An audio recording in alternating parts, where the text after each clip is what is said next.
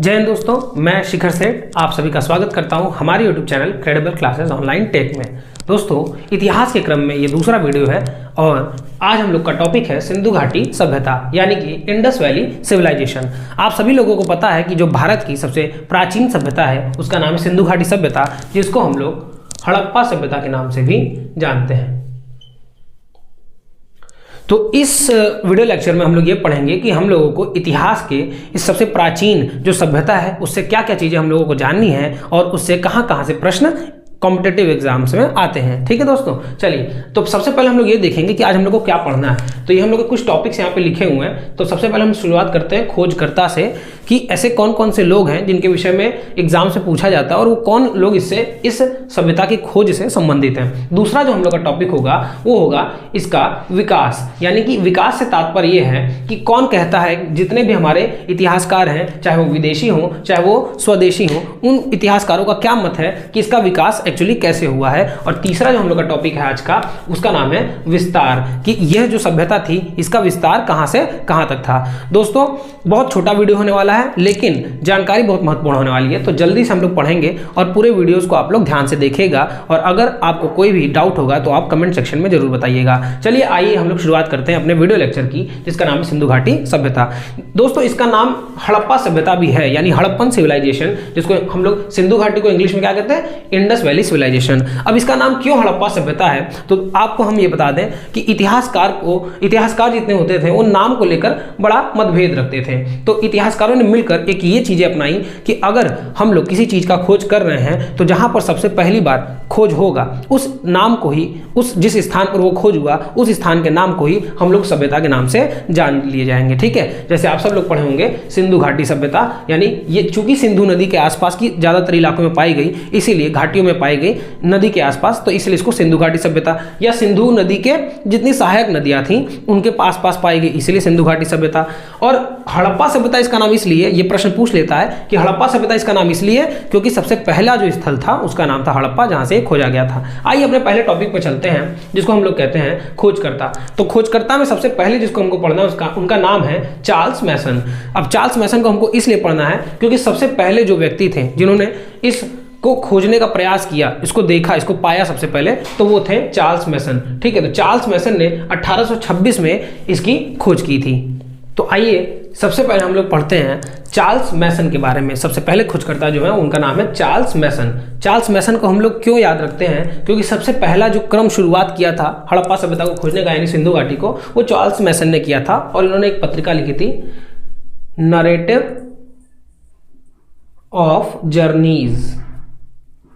ठीक है, तो इन्होंने ये जो पत्रिका लिखी थी इसमें इन्होंने इस सिविलाइजेशन का, यानी इस सभ्यता का सबसे पहले जिक्र किया था कि ये वहां पर यात्रा किए थे तो इनको कुछ ऐसी चीजें दिखी थी। हालांकि इन्होंने विस्तार रूप से उसमें नहीं बताया, तो हम लोगों को उसके विषय में उस समय नहीं पता चला। फिर हम लोग जो बात करेंगे वो दूसरे नंबर पर है, जिनका नाम है बर्टन बंधु। जी हाँ दोस्तों, ध्यान से सुनिएगा, बर्टन बंधु। अब बर्टन बंधु कौन थे, तो ये दो बंधु थे। बंधु मतलब भाई होता है, जब भी कहीं बंधु लिखा हो समझ लीजिए दो लोगों की बात हो रही है। तो एक का नाम था जेम्स बर्टन, ठीक है, और एक का नाम था विलियम बर्टन। तो ये जो जेम्स बर्टन थे और जो विलियम बर्टन थे, दोनों बंधु थे और दोनों क्या थे, इंजीनियर थे। तो इन लोगों को पाकिस्तान, जो कि उस समय पाकिस्तान तो नहीं था लेकिन वर्तमान का पाकिस्तान है, तो इस इलाके में इन लोगों को क्या करना था, उस इलाके में इन लोगों को रेलवे लाइन बिछाना था। ठीक है दोस्तों, रेलवे लाइन जो बिछाना था इनको, वो कराची से लेकर, लगभग कराची से लेकर इनको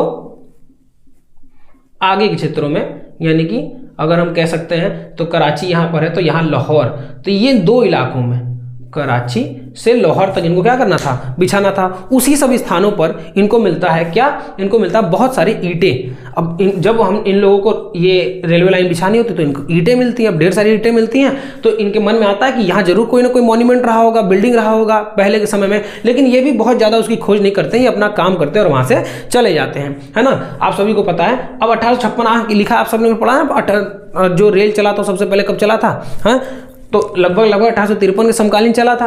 तो ये इन लोग वहाँ पे क्या कर रहे थे, रेलवे लाइन का क्या कर रहे थे, विस्तार कर रहे थे। तो वहाँ इन लोगों को उन ईंटें प्राप्त हुई थी, लेकिन इन्होंने ठीक प्रकार से उसको नहीं, बाद में इन्होंने ऐसा कहा होगा कि हाँ हमको पता चला। अगला जो क्रम है उनका नाम है अलेक्जेंडर कनिंघम। अलेक्जेंडर कनिंघम जो थे वो भारतीय पुरातत्व जो विभाग होता है उसके अध्यक्ष बनकर, डायरेक्टर जनरल बनकर भारत में आए थे। ये आए थे लगभग 1853 में। ठीक है। तो 1853 से लेकर 56 तक इन्होंने यहाँ पर बहुत सारा शोध किया था, खुदाई करवाया था इस स्थान पर, चूंकि इनको भी ऐसा ही शक था कि यहाँ पर चीज़ें प्राप्त हुई हैं, लेकिन इनको भी यहाँ पर बहुत ज़्यादा सफलता नहीं मिलती है। और अब हम लोग चलेंगे अगले क्रम में, जहाँ से हमको ये इनका सिंधु घाटी सभ्यता का मेन पॉइंट मिला, जिनका नाम था सर जॉन मार्शल। अब सर जॉन मार्शल जो थे, उन्होंने जब वो 1921 में भारतीय पुरातत्व विभाग के जनरल डायरेक्टर बनते हैं, तो इन्होंने खुदवाई शुरू करी 1921 में, और इनके नेतृत्व में भारत के 2 सदस्य, चूंकि ये उस समय भारत देखिए 1921 लिखा है, आज़ाद नहीं हुआ भारत, तो भाई जाहिर सी बात है बड़े पद पर कौन होगा, अंग्रेज होंगे। तो जॉन मार्शल जो थे, उनके नेतृत्व में 2 भारतीय, दयाराम साहनी, अब मैं यहां पे लिख देता हूं उन लोगों का नाम, दयाराम साहनी जी और राखल दास, अच्छा इनका पूरा नाम था राय बहादुर दयाराम साहनी, आप लोग समझ सकते हैं, राखल दास बनर्जी। इन दो लोगों ने जॉन मार्शल जी के नेतृत्व में सबसे पहले खुदाई शुरू की, और सबसे पहला जो सफलता मिला दयाराम साहनी जी को मिला 1921 में, जो कि किस स्थान पर हुआ, अभी हमने ऊपर आपको बताया, चूंकि इसका नाम हड़प्पा सभ्यता भी है, तो हड़प्पा इसलिए क्योंकि हड़प्पा नामक स्थान पर पहले खोजा गया। और राखल दास बनर्जी को 1922 में, 1 साल ही बाद, मोहन जोदड़ो नाम का स्थान पर इन्होंने खुदाई की, जहां पर इनको चीजें मिली। तो 1921 में और 1922 में, इन 2 सालों में बहुत ज्यादा इन लोगों को सफलता मिली। इसलिए जॉन मार्शल जी ने सन 1924 में, 1924 में विश्व में घोषणा कर दी, प्रोक्लेम्ड कर दिया, क्या क्लेम कर दिया कि भैया हम लोगों ने विश्व की सबसे पुरानी सभ्यता को खोज लिया है ना, विश्व की सबसे पुरानी सभ्यता हम लोगों ने भारत में खोज लिया है, और इन्होंने इसका श्रेय लेना प्रारंभ कर दिया। चूंकि यह जो सभ्यता थी दोस्तों, हमारी सिंधु घाटी सभ्यता, वो लगभग मिस्र की जो सभ्यता है ना, जिसको नील नदी की सभ्यता भी कहा जाता है, नील नदी की देन कहा जाता है मिस्र सभ्यता को, मेसोपोटामिया की जो सभ्यता है, उन सभ्यताओं के समकालीन ही है। तो इनका भी भाई नाम हो, तो 1924 में इन्होंने घोषणा कर दिया। ठीक है, आई होप आपको ये पॉइंट समझ में आया होगा। दयाराम साहनी जी ने हड़प्पा, और राखल दास बनर्जी जी ने मोहनजोदड़ो का 1922 में खोज किया था। इसके विभिन्न जो स्थल हैं उसको भी हम लोग पढ़ेंगे, लेकिन फिलहाल अभी चलते हैं अपने तीसरे टॉपिक पे। माफ कीजिएगा, अभी ये वाला टॉपिक हम लोग का बच गया, तो इसको देख लेते हैं हम लोग। सबसे पहले विकास पे आ जाते हैं ना, दूसरा टॉपिक हम लोग का। तो दूसरा टॉपिक क्या है कि इसका विकास। तो विकास में 2 चीजें हैं बच्चों, एक है विदेशी मत और एक है स्वदेशी मत, यानी कि देशी मत लिखा हुआ है, आप समझ जाइएगा, स्वदेशी मत। अब ये कौन है, तो ये कुछ विदेशी इतिहासकार हैं, है ना, पुरातत्वविद हैं, जो कहते हैं कि ये जो हम लोगों की सभ्यता थी, सिंधु घाटी सभ्यता, ये लगभग सुमेरियन सभ्यता से ली गई है या उसके समकालीन है। तो वहीं की सभ्यता यहाँ पर ट्रांसफर हुई है, वहां के लोग यहाँ पे आए हैं। ऐसा जिनका मत है वो लोग कौन है, वो मार्शल हैं, है ना, जॉन मार्शल, वो व्हीलर हैं, वो डीडी कौशाम्बी इत्यादि जैसे जो भी इतिहासकार हैं, वो लोग ये कहते हैं। जबकि जो स्वदेशी मत है भारत के लोगों का, उसमें राखल दास बनर्जी वो कहते हैं कि ये सभ्यता की जो खोज हुई, इस सभ्यता की जो स्थापना हुई, माफ कीजिएगा खोज नहीं, स्थापना हुई, वो द्रविड़ों के द्वारा हुई, द्रविड़ जाति के द्वारा हुई। और इसमें लक्ष्मण स्वरूप सालकर जी या रामचंद्रन जी, TN रामचंद्रन जी, ये लोग कहते हैं कि नहीं, आर्य जाति के जो लोग थे उन लोगों ने इसकी क्या की है, इसका स्थापना किया था। अब यहाँ पर इतिहासकारों में बहुत सारा इसमें मतभेद आता है, लेकिन परीक्षा की दृष्टि से ये कुछ पॉइंट्स आपको यहाँ पर जानने को मिले, जिसमें कुछ विदेशी मत और कुछ देशी मत आपको पता चलेंगे। ठीक है, आगे बढ़ते हैं। हालांकि आर्यों की ये सभ्यता नहीं हो सकती, क्योंकि आर्यों के द्वारा ही वैदिक संस्कृति, वैदिक सभ्यता को बसाया गया था। और जब आर्य पहले से ही, चूंकि देखो ये जो सिंधु घाटी सभ्यता थी ना दोस्तों, वो थी नगरीय सभ्यता। ठीक है, नगरीय सभ्यता। अब हुआ ये कि हम लोगों को पता नहीं था, जब हम लोग को वैदिक सभ्यता का पता चला तो हमको लगा कि ये वैदिक सभ्यता ही हम लोग की सबसे पुरानी सभ्यता है, जो कि एक क्या था, ग्राम सभ्यता थी। लेकिन जब हम लोगों का खोज हुआ, ये सब पता चला, तो हम लोग को पता चला रहे नहीं, इससे भी पुरानी एक सभ्यता थी, जिसका नाम क्या है, जिसका नाम है हड़प्पा सभ्यता है। और हड़प्पा सभ्यता कैसी सभ्यता है, इसका विशेषता क्या है कि एक नगरीय सभ्यता है। अब क्यों नगरीय सभ्यता है, इसके पीछे कारण है, बहुत सारे कारण है। अगर हम बात करें तो कारण में इसका जो हम लोग बोल सकते हैं नगर निर्माण, है ना दोस्तों, इसका जो नगर निर्माण है वो उच्च कोटि का है, समृद्ध है। अब कैसे समृद्ध है, तो ग्रिड पद्धति का इस्तेमाल किया गया। ग्रिड पद्धति क्या होती है, तो ग्रिड पद्धति जो होती है उसके द्वारा क्या किया जाता है, उसके जो नगर योजना थी वो बहुत उत्कृष्ट शैली की थी। मतलब यहाँ की जो सड़कें थी एक दूसरे को समकोण पर काटती थी। अब आप कहेंगे इससे क्या मतलब, समकोण पे काटने से मतलब देखो योजना जो होनी चाहिए वो सही होनी चाहिए। आप कोई भी दीवार देखोगे, कोई दीवार अगर सीधे जाती है, जब वो मुड़ती है तो 90 डिग्री पे मुड़ती है ना, वो ऐसे करके आती है। तो ये ज्ञान अगर किसी को है, इसका मतलब वो पढ़ा लिखा होगा ज़्यादा।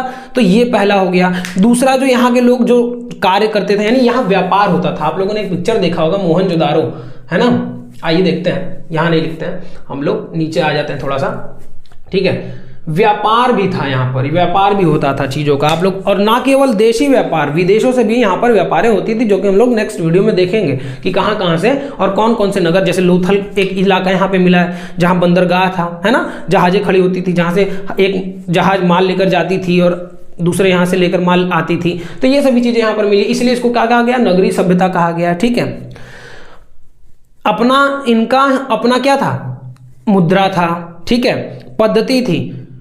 अब कैसी कैसी पद्धति थी, अलग अलग प्रकार की पद्धतियां थी। मतलब लोग, हालांकि मात्र सभ्यता थी, मात्र सत्तात्मक सभ्यता थी, यानी लोगों का जो मेंटल स्थिति था वो भी ऊंचा था। ऊंचा सोच का मतलब स्त्री को समाज में अच्छा स्थान था। तो इससे पता चलता है कि एक नगरीय सभ्यता थी, सोशल सभ्यता थी, है ना। तो इस अब आइए हम लोग आगे बढ़ते हैं। तो ये वाला पॉइंट आपको आई थिंक समझ में आ गया होगा। देशी लोगों का कहना है कि द्रविड़ और आर्य जातियों के द्वारा, जबकि बाकी लोग का कहना है जो विदेशी, उनका भाई तो अपने ही सभ्यता से इसको जोड़ेंगे। तो इन्होंने कहा नहीं, सुमेरियन इत्यादि की सभ्यता से समकालीन के साथ साथ उसी के द्वारा की गई है। अगला पॉइंट जो हम लोग को पढ़ना है वो है विस्तार हम लोगों का, कि ये हड़प्पा सभ्यता का विस्तार कहाँ से कहा था। तो आइए देखते हैं हम लोग हड़प्पा सभ्यता का विस्तार पढ़ते हैं ना। आइए विस्तार देख लेते हैं। तो विस्तार में अगर हम लोग बात करें तो उत्तरी इलाके में अगर हम लोग बात करें तो, अच्छा प्रश्न ये पूछता है कि उत्तर सीमा प्रांत में इसका कहाँ तक, तो ये उत्तर सीमा प्रांत है, ठीक है, उत्तरी। आप सबको पता है, अगर हम लोगों को कोई भी दिक्कत होता है अगर दिशा जानने में, तो आप याद रखिए ऊपर उत्तर, उसका उल्टा पूरब पश्चिम, उत्तर दक्षिण, तो उल्टा कौन है, सामने वाला अपोजिट। तो ये दक्षिण हो गया, ये आपका पूरब हो गया, और ये क्या हो गया आपका पश्चिम हो गया। तो 4 ऐसे इलाके, है ना, ये आपका दक्षिण है। जहां से ये प्रश्न आ जाता है, तो प्रश्न ये आता है कि उत्तरी सीमा प्रांत इसका कहां तक फैला हुआ था, सबसे अंतिम छोर क्या था। तो हम कहेंगे जम्मू कश्मीर एक इलाका है जिसका नाम है मांडा, वहां पर इसका अंतिम छोर था। बात अगर करें हम लोग पूरब के इलाके में, तो पूर्वी इलाके में ये उत्तर प्रदेश तक फैला हुआ था, है ना, उत्तर प्रदेश तक। कहां पर, आलमगीरपुर, एक स्थान है आलमगीरपुर, यहाँ पे अंतिम साक्ष्य इसके मिले हैं पूरब से अगर बात किया जाए तो। पूरब इधर से, है ना, उत्तर प्रदेश मैप अगर आप देखेंगे। दक्षिण में अगर हम चले जाएं तो दैमाबाद, महाराष्ट्र में एक इलाका है दैमाबाद, जहां से इसके साक्ष्य मिले। द से दक्षिण, द से दैमाबाद, आप ऐसे याद रख सकते हैं। और इसका जो पश्चिमी प्रांत जो मिला है वो इस समय जो पाकिस्तान में बलूचिस्तान है, पाकिस्तान का हिस्सा, उस बलूचिस्तान से मिला है, जिसका सुदका गेंडोर नामक इलाके से मिला है। तो अगर हम लोग ध्यान से देखें तो सबसे ऊपरी पॉइंट जो हुआ वो मांडा हुआ, है ना, जम्मू कश्मीर। सबसे दक्षिणी पॉइंट जो दैमाबाद हुआ, पूर्वी में हम लोग का आलमगीरपुर उत्तर प्रदेश, और पश्चिम में हम लोग का बलूचिस्तान यानी कि सुदका गेंडोर के इलाके में, ठीक है। तो ये इसका विस्तार रहा है। अगर आपसे पूछेगा कैसी सभ्यता थी, तो ये एक त्रिभुजाकार सभ्यता थी, ठीक है, ये एक त्रिभुजाकार सभ्यता थी। त्रिभुजाकार, जब आप मैप देखेंगे तो मैप में ये त्रिभुजाकार सभ्यता थी, यानी सबसे ऊपर यहाँ पर अगर हम बात करें तो यहाँ पर हम लोग को क्या मिला है, यहाँ पर हम लोग को जम्मू कश्मीर, फिर यहाँ पर हम लोग बात करेंगे तो पूरब में हम लोग को आलमगीरपुर उत्तर प्रदेश, फिर अगर हम लोग यहाँ पे बात करेंगे तो क्या मिला हम लोगों को मिला है यहाँ पर दैमाबाद, और फिर हम बात करेंगे सुदका गेंडोर की। तो ये कुछ ऐसी इसकी सभ्यता थी, ठीक है। तो हम लोग ध्यान रखेंगे कि ये कैसी सभ्यता थी, प्रश्न आएगा तो हम लोग कहेंगे ये एक त्रिभुजाकार सभ्यता थी, ठीक है। तो एक क्विक रिवीजन कर लेते हैं दोस्तों, प्रश्न कहाँ कहाँ से सेक्शन से बनेंगे। तो प्रश्न बनेंगे खोजकर्ता से, जिसमें सबसे इंपॉर्टेंट है हम लोगों के चार्ल्स मैसन क्या लिखे, तो नरेटिव ऑफ जर्नीज इन्होंने लिखा है। फिर उसके बाद बर्टन बंधु, ये कौन थे, तो ये लोग इंजीनियर थे, क्या करने आए थे, रेलवे लाइन बिछाने आए थे। कहाँ से, कराची से लाहौर तक। जेम्स बर्टन और विलियम बर्टन। अलेक्जेंडर कनिंघम, भारतीय पुरातत्व के जनक भी कहे जाते हैं, है ना, वो आए, उन्होंने भी खोज किया, सफलता ज़्यादा नहीं मिली। फिर जॉन मार्शल अंतिम, जिनको सफलता मिलती है, 2 लोगों के नेतृत्व में, दयाराम साहनी और राखल दास बनर्जी निकलते हैं इनके नेतृत्व में, और इन लोगों को हड़प्पा और मोहनजोदड़ो सभ्यता मिलती है। उसके बाद विकास और विदेशी मत, और ये रहा विस्तार। यहाँ तक आपको आई थिंक समझ में आया होगा। इसके आगे का जो सेक्शन है वो हम लोग नेक्स्ट वीडियो में देखेंगे कि कहाँ कहाँ पर, अब जैसे आपसे प्रश्न पूछ लिया जाता है ना कि लोथल में कौन कौन सी चीज़ें जो प्रसिद्ध हैं, है ना, सुदका गेंडोर में क्या चीज़ें हैं, है ना, अगर धौलावीरा पूछ लिया, चनहुदड़ो पूछ लिया, तो ये सभी टॉपिक जो है हम लोग अगले वीडियो में देखेंगे, नहीं तो वीडियो लंबा हो जाएगा। तब तक के लिए आप लोग का बहुत बहुत धन्यवाद। इस जो भी वीडियो आपको अगर समझ में आया है तो इसको फॉरवर्ड कीजिए, ज़्यादा से ज़्यादा स्टूडेंट्स को फॉरवर्ड कीजिए, और हमारे चैनल को सब्सक्राइब करके लाइक कर दीजिएगा इस वीडियो को, ठीक है। Thank you so much. जय हिंद, जय भारत।